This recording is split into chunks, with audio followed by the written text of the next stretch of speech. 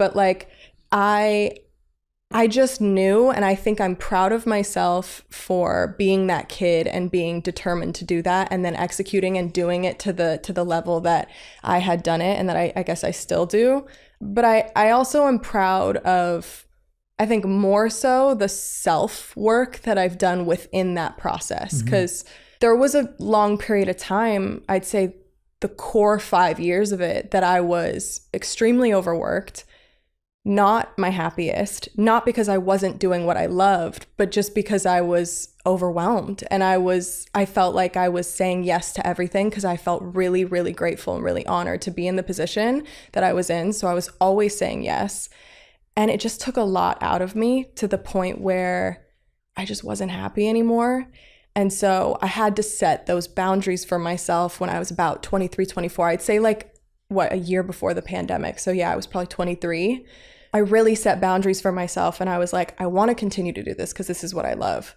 But I need to start saying no when I can, and prioritizing me, and prioritizing like, you know, my happiness and my well-being. Yeah. And it has done wonders for me. Like, I feel like I can show up better for myself, and I can show up a better person for the people that get to be around me that day, and, you know, that I work with on that day. So yeah.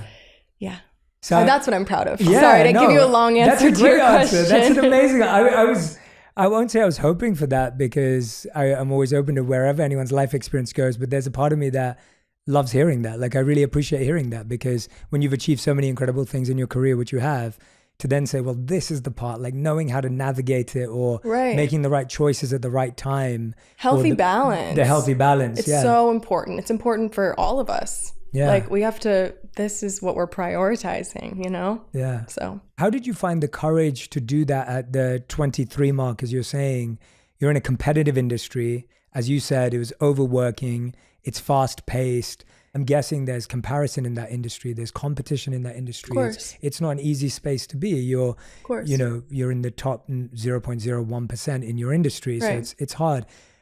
And the reason I ask this is because I work with so many people in this space, and to have the courage to say, no, I know that if I sort this out, then all of this is going to be just fine. That actually takes more courage than we recognize.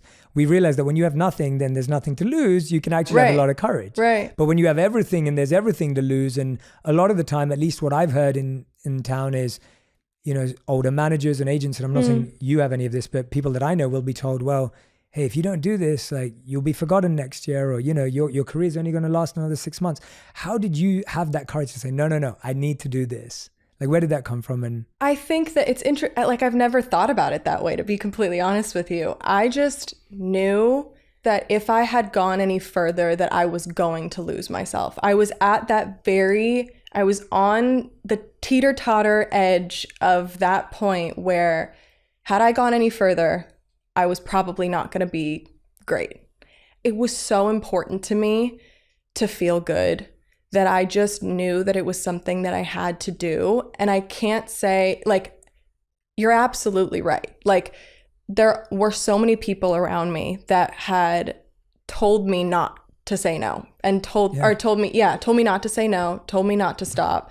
I fought my way out of it a little bit, because there were people that had worked for me that, you know, didn't want me to stop because it might have benefited them. Of course.